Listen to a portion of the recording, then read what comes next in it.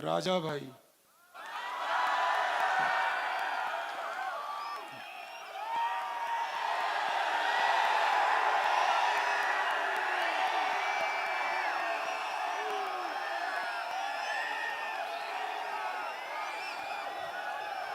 ये मेरे गुरु भाई है। मेरे गुरु आचार्य श्री धर्मेंद्र जी महाराज जो यहां पधारते थे और सलाहुद्दीन ओवैसी की छाती पर भाषण देके जाते थे। ये भी आचार्य श्री धर्मेंद्र जी महाराज का चेला, मैं भी उन्हीं का हूं। इनकी आवाज में सुनवाऊंगा आपको। लेकिन मैं उस भूमि से आया हूं जहां महाराणा प्रताप हुए और जिन्होंने 1000 वर्ष तक इन कठपीसों से संघर्ष किया। इसलिए मेरी बात आप सुनिए।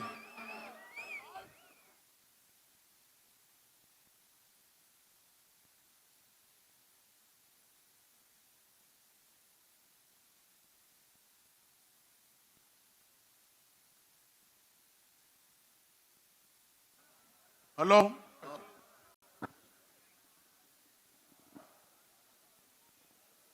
रामाय रामभद्राय रामचंद्राय वेदसे रघुनाथाय नाथाय सीताय पतये नमः। अतुलित बलधामं हेम शैलाभदेहं धनुजवन कृशानुं ज्ञानिनामग्रगण्यं सकल गुण निधानं वानराणामधीशं रघुपति प्रिय भक्तं वात जातं नमामि। बोलिए श्री गजानंद महाराज की, श्री रामचंद्र भगवान की, श्री हनुमान जी महाराज की, महाराणा प्रताप की, शिवाजी महाराज की, झांसी की रानी लक्ष्मीबाई की, चंद्रशेखर आजाद की, सरदार भगत सिंह की, सत्य सनातन धर्म की, गौ माता की, भारत माता की। मंच पर विराजमान विभिन्न संगठनों के पदाधिकारीगण, गणेश सेना के जो पधारे हुए तरुण लोग हैं, मैं आप सबकी रगों में बहते हुए हिंदुत्व के रक्त को प्रणाम करता हूं।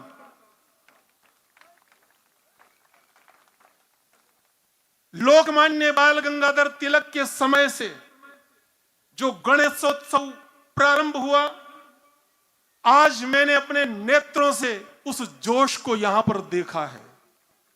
और देखने के बाद मुझे लगा, साथियों, 1000 बरस पहले जब सबसे पहला आक्रमण हुआ था मोहम्मद बिन कासिम का, उस समय इस प्रकार से संगठित हो गए होते तो न तो इस जमीन पर इस्लाम पैदा होता, न इस जमीन पर करोड़ों हिंदुओं की हत्या होती, न राम मंदिर टूटता, न गौ माता की हत्या होती, न पाकिस्तान बनता, न बांग्लादेश बनता, न रोहिंग्या होते, न असदुद्दीन ओवैसी जैसे गद्दार पैदा होते।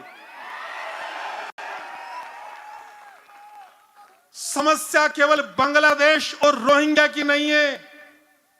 यह समस्या उत्पन्न कहां से होती है, हमने उसको नहीं पकड़ा। यदि हमने उसको पकड़ लिया होता, 1000 बरस पहले अगर हमारे धर्म गुरु हमको कुरान पढ़ करके समझा देते कि इस्लाम क्या है, तो हम जाग गए होते। हमने सबको अपने जैसा समझा। हमने सोचा जैसे हम हैं वैसे ही सब होते होंगे, सब धर्म समान है। यह झुंझुना पकड़ाया गया, सब धर्म समान है, यह हमको सिखाया गया। सब धर्म समान है, सब धर्म समान है। इस मंत्र को जपते जपते जपते जपते आज हमारी ये दुर्गति हो गई। मैं आपको बताना चाहता हूं साथियों, जब पहला आक्रमण हुआ मोहम्मद बिन कासिम का, उस समय हिंदुस्तान की जनसंख्या, इस भारत में हिंदुओं की जनसंख्या थी 70 करोड़। ध्यान से सुनना और समझना, आग उठेगी अंदर से।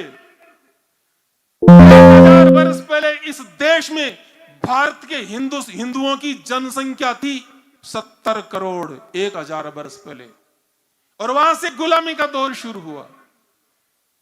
800 वर्षों की वो गुलामी, फिर 200 वर्षों की अंग्रेजों की गुलामी, और 15 अगस्त 1947 को जब अंग्रेज इस देश को छोड़ करके गए, उस समय हिंदुओं की जनसंख्या थी 35 करोड़। मैं आपसे पूछना चाहता हूं, 1000 वर्ष पहले जो हिंदू 70 करोड़ थे, 1947 में उनकी जनसंख्या 70 अरब होनी चाहिए थी ना, वो 35 करोड़ कैसे बच गए? किसने मारा उनको? कौन देगा इसका हिसाब? किसी ने नहीं समझा। जिधर से इस्लाम की आंधी गुजरती थी, गांवों को एकत्र करके मुंडी काट काट करके पूरे पहाड़ खड़े किए जाते थे। करोड़ों हिंदू मारे गए, सब धर्म समान है के चक्कर में, हिंदू मुस्लिम भाई भाई के चक्कर में। अरे कम से कम पढ़ के देखते तो सही, सब धर्म समान है क्या? अब मैं आपको बता रहा हूं, कुरान की सूरा नंबर 2 की आयत 244, मूंछ वाले भाई साहब, मैं आपको देख करके डर रहा हूं। वकातिलू फी सबीलिल्लाहि व अलमू अन्नल्लाह समीउन अलीम। ये जो घुसपैठ की समस्या है, शुरुआत कहां से हो रही है? सारी बीमारियों की जड़ कुरान मजीद।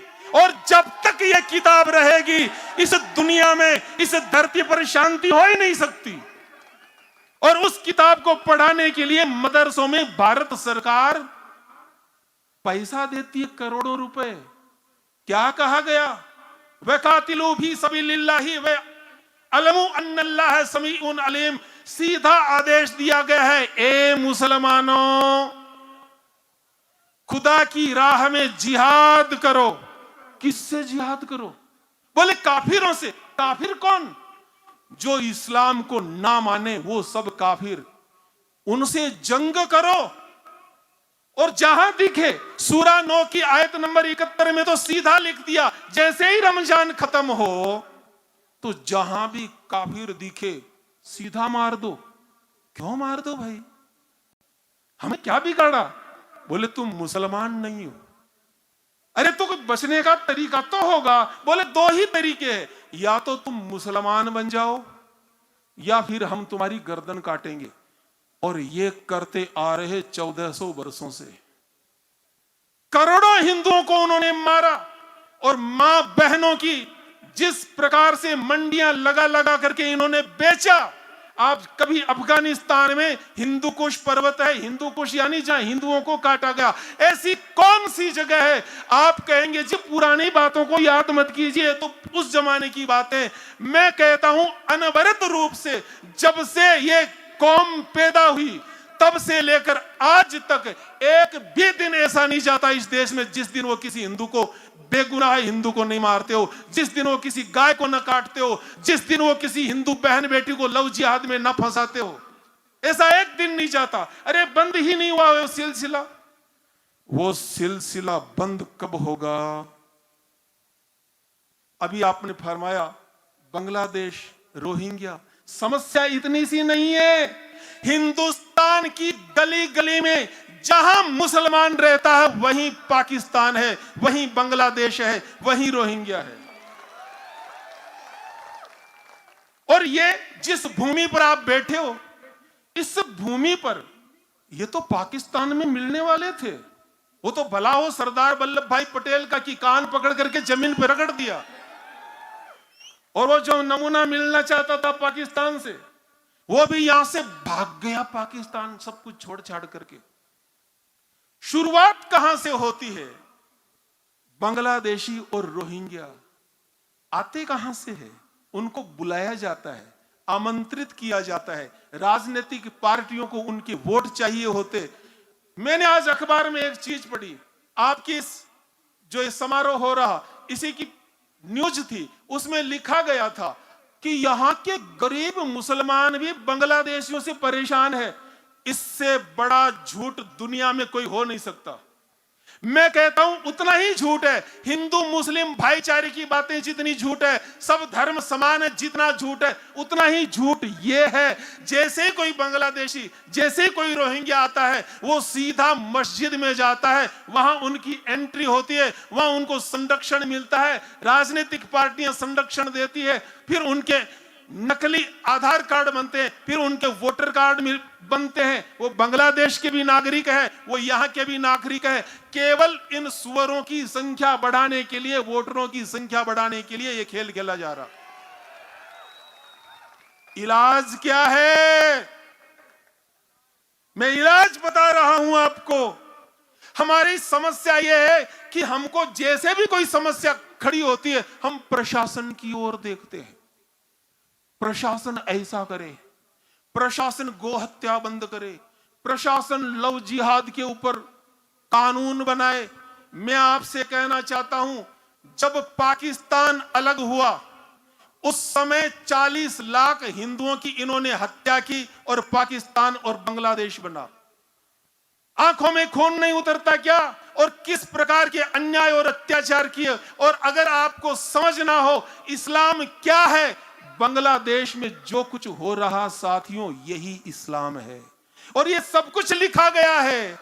आप सोचिए, वहां पर छोटी छोटी बच्चियां जो 10-12 साल की, जैसी कोई बच्ची हिंदू के घर में पैदा होती है पाकिस्तान बांग्लादेश में, वहां की मस्जिद का मौलवी उसका डाटा एंट्री करता रजिस्टर में, इसके घर में बेटी हुई है। और जैसी वो 10-12 साल की होती है, वो मौलाना अपने उन गुंडे जिहादी दरिंदों को भेजता है उस घर में, और वो सब मिलकर के मां बाप के सामने उस छोटी सी फूल सी मासूम सी बच्ची का रेप करते हैं। पति के सामने पत्नी का रेप, भाई के सामने बहन का रेप, मां बाप के सामने उन बच्चियों का रेप। ये सब बांग्लादेश में हो रहा, ये यहां भी होता था, ये इस हैदराबाद में भी होता था जब इन्होंने रजाकारों की सेना बनाई थी। है? उस दीपू दास को पेड़ पर लटका करके जिंदा फूंक दिया, और हम यहां बैठे बैठे कौमी एकता के तराने गाते रहे, सारे जहां से अच्छा हिंदुस्तान हमारा। और मैं अगर इसकी असलियत बताऊंगा, यही वो गीत है जिससे देश के टुकड़े हुए। इससे झूठा और इससे दरिंदगी भरा कोई गीत है ही नहीं। यही आदमी था जिसने पाकिस्तान बनवाने में सबसे पहला प्रस्ताव रखा, अल्लामा इकबाल। 1925 में इलाहाबाद की सभा में यही व्यक्ति था जिसने सबसे पहले 1904 में सारे जहां से अच्छा हिंदुस्तान हमारा। अब आगे बेईमानी देखिए, हम बुलबुले हैं इसकी, ये गुलसिता हमारा, हम बुलबुले हैं, हम बुलबुले हैं। अरे हमारे वो पूर्वज जो 5 वर्ष की अवस्था में सिंगों की छाती पर चढ़ करके नीचे पटक करके उनके दांत गिल लिया करते थे, उनको इसने बुलबुल बना दिया। कैद में है बुलबुल, सयाद मुस्कुराए, कहा भी न जाए अब रहा भी न जाए, नाच मेरी बुलबुल पैसा मिलेगा। बुलबुल है हम वो लोग हैं, इंद्र जिमी जंब पर, बाड़व सुअंब पर, रावण सदंब पर, रघुकुल राज है पौन बारी बाह पर, शंभुरती नाह पर, जो सहस्त्र बाहु पर, राम द्विज राज है दावा द्रुम दंड पर, चीता मृग झुंड पर, भूषण वितुंड पर, जैसे मृग राज है तेज तम अंश पर, कान्हा जिमी कंस पर, त्यों मलेच्छ वंश पर सिंह शिवराज है, वो है हम। और उन लोगों को उस अभागे ने बुलबुल बना दिया। हम बुलबुले हैं इसलिए। आगे वो कहता है, मजहब नहीं सिखाता आपस में बैर रखना, इससे बड़ा झूठ हो सकता है? जैसे ही रमजान का महीना बीते, जहां भी काफिर दिखे बिना पूछे गर्दन उड़ा दो, ये मजहब ही तो सिखा रहा आपस में बैर रखना। स्थान स्थान पर एक और झूठ आजकल बोला जा रहा, क्योंकि मीडिया का जमाना है, कि मात्र 26 आयतें ऐसी है जो कंट्रोवर्सी पैदा करती है। ये एकदम झूठ है। मैं कहता हूं, जितना आपको हनुमान चालीसा याद है ना, उतनी मुझे कुरान मजीद याद है मूछ वाले भाई साहब। लेकिन क्योंकि आपने कहा 15 मिनट से ज्यादा मत बोलना, परंतु मैं रात को 2 बजे उठा, जयपुर में फ्लाइट लेकर के यहां आया हूं, और जब तक हिंदू राष्ट्र पूरा स्थापित नहीं कर दूंगा बैठने वाला हूं नहीं। मजहब नहीं सिखाता आपस में बैर रखना। ये कौन बोल रहा?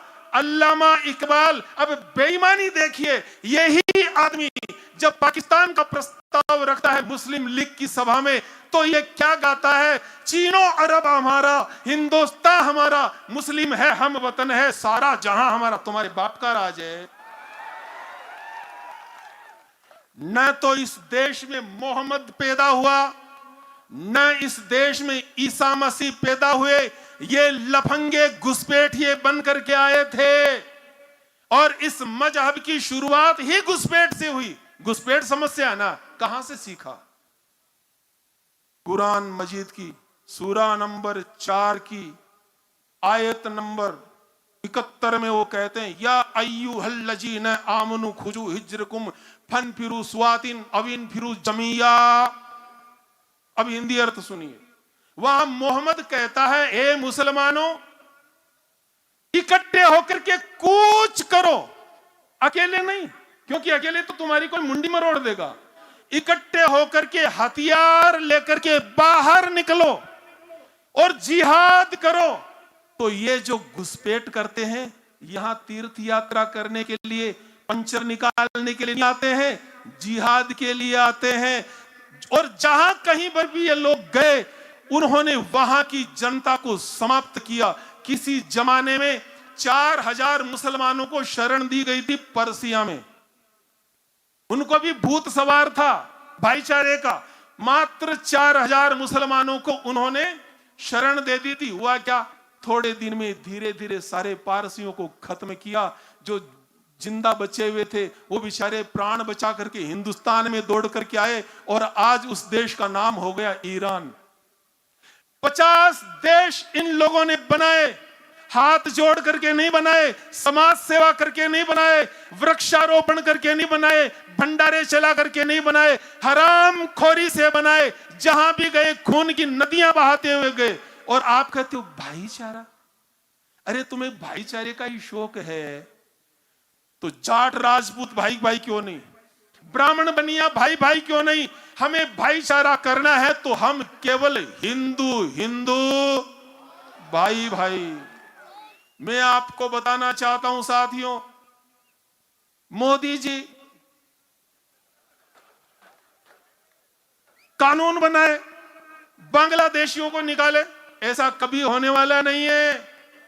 जिस समय कश्मीर से 5 लाख हिंदुओं को मार मार करके दरिंदगी करके भगाया गया था, उस समय भी कानून था, उस समय भी सेना थी, उस समय भी संसद भवन में मंत्री लोग बैठे थे।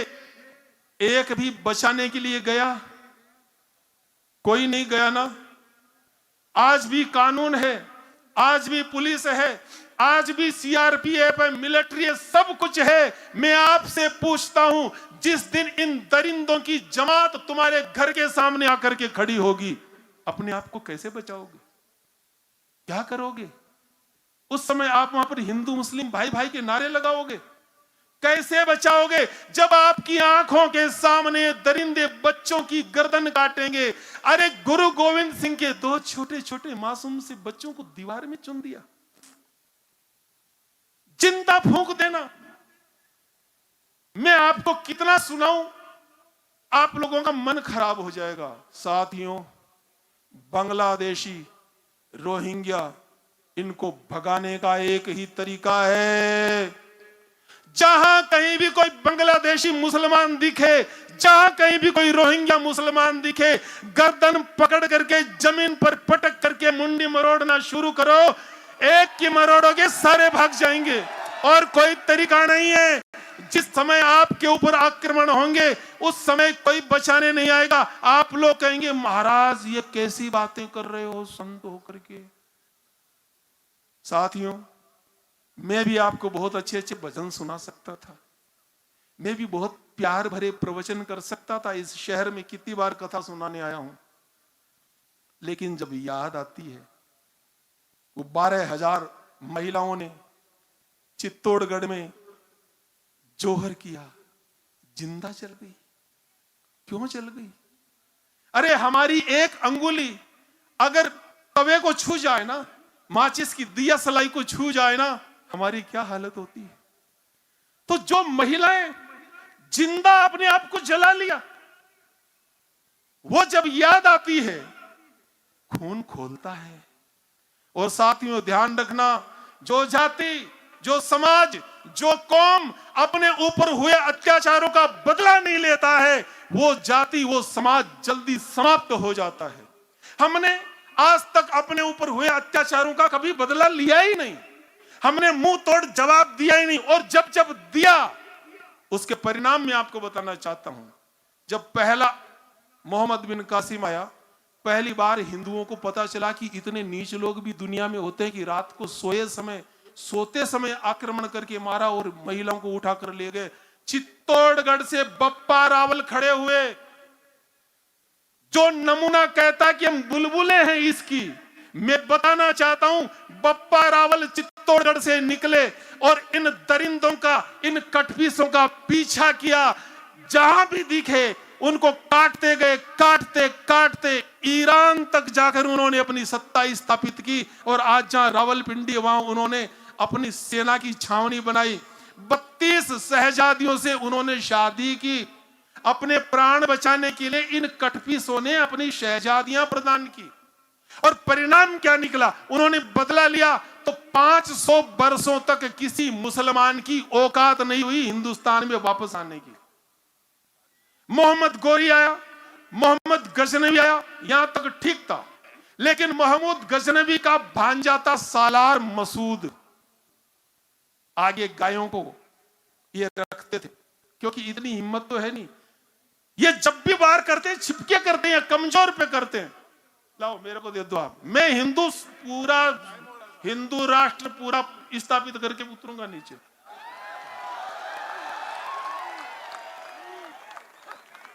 जयपुर में जाके जवाब भी देना क्या करके आया वो।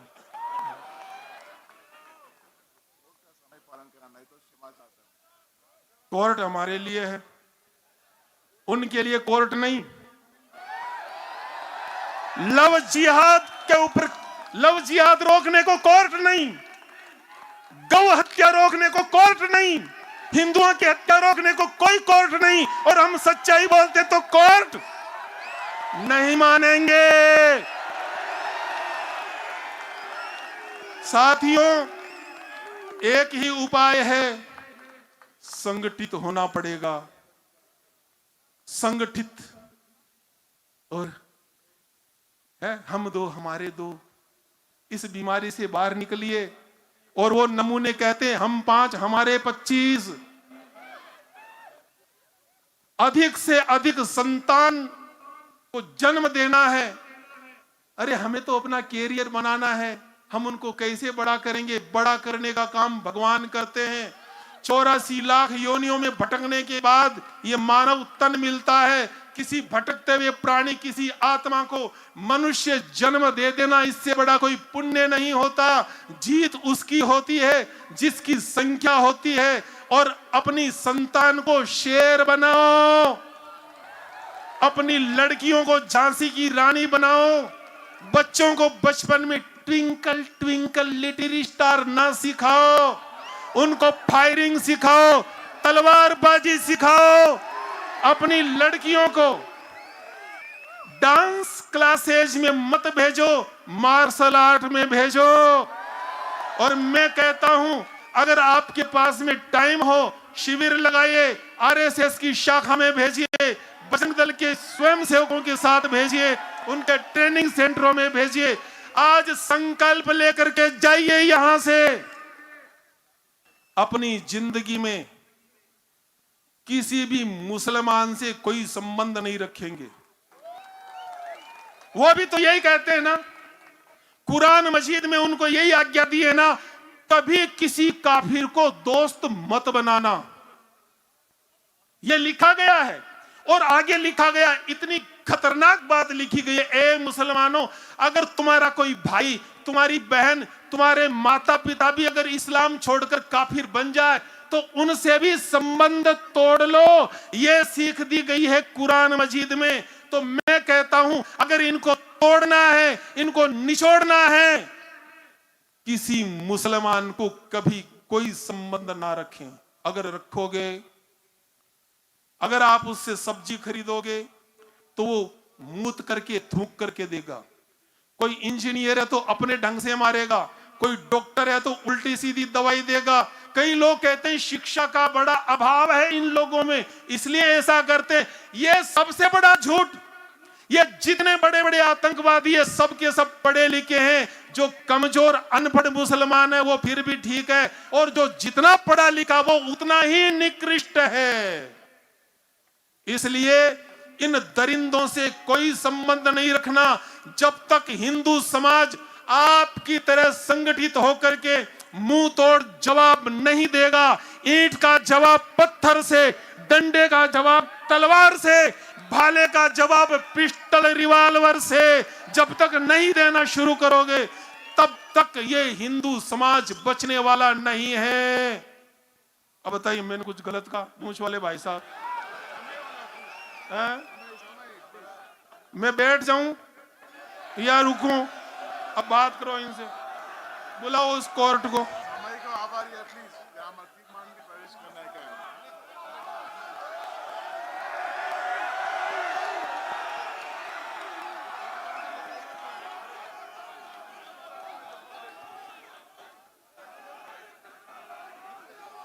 बोलूं या रहने दूं?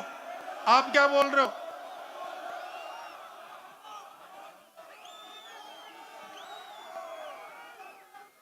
आदरणीय बंधुओं, मैंने समय ज्यादा ले लिया, इसके लिए मैं आपसे माफी नहीं मांगूंगा, क्योंकि मैंने जो कुछ बोला है असत्य कुछ नहीं बोला है। जो बोला है सत्य बोला है, और जो बोला है कुरान मजीद के आधार पर बोला है। तुम क्या कहते हो? धर्म की जय हो। अंत में, अब मैं अंतिम पंक्तियां बोल रहा हूं, आप खुश हो जाइए। धर्म की, अधर्म का कैसे होगा? केवल पान खाने से होगा? पहले यह तो समझो अधर्म है क्या। हम ये भी भूल गए धर्म क्या है, अधर्म क्या है। मंदिर में मूर्तियों की प्राण प्रतिष्ठा करके उसकी पूजा करना यह धर्म है, और उन मंदिरों को तोड़ना, मूर्तियों को तोड़ना यह अधर्म है। और यह अधर्म कौन करता? कटफीस करते ना। क्यों करते? क्योंकि कुरान मजीद में आज्ञा दी गई है, सुबह दिन में 5 बार वो अरबी भाषा में क्या बोलते हैं, आपको तो ये भी पता नहीं क्या बोलते हैं। मैं वो गंदे शब्द बोलना नहीं चाहता, उसका हिंदी अर्थ बताना चाहता हूं। अल्लाह अकबर, धीरे से बोलूंगा। हमारा अल्लाह सबसे बड़ा है।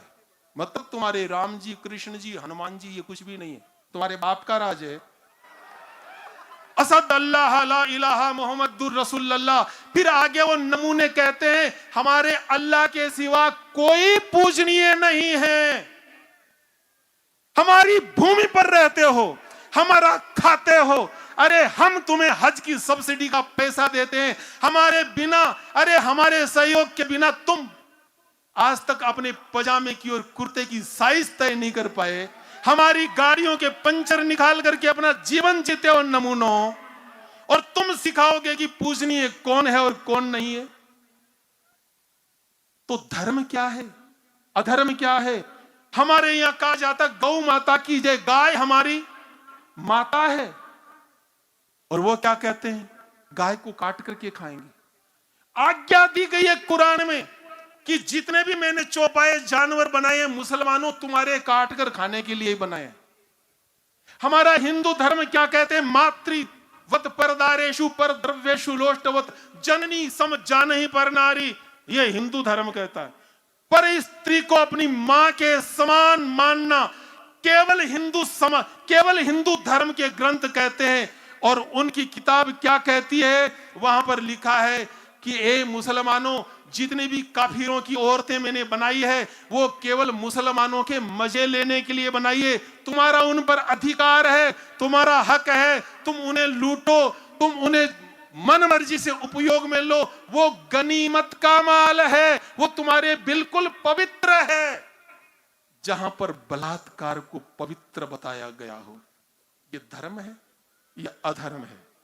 बताइए, अधर्म है ना? तो अधर्म कौन है इस जमाने में? अधर्म है इस्लाम। अगर नाश करना है तो अधर्म का नाश हो, प्राणियों में सद्भावना हो, और विश्व का क्या लेना देना हमें पूरे विश्व से? यही है बीमारी की जड़, विश्व बंधुत्व, एकात्म मानवतावाद, गांधी बापू की अहिंसा। अरे हमें विश्व से लेना देना क्या है? इस विश्व से जितने लुच्चे, लफंगे, गुंडे, बदमाश इस देश में आए, उन सब ने हमको लूटा, हमें खसोटा, हमें मारा।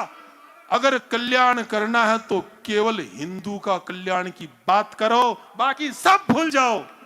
तो क्या कहना, धर्म की, अधर्म का, प्राणियों में सनातन का, गौ माता की, धर्म की।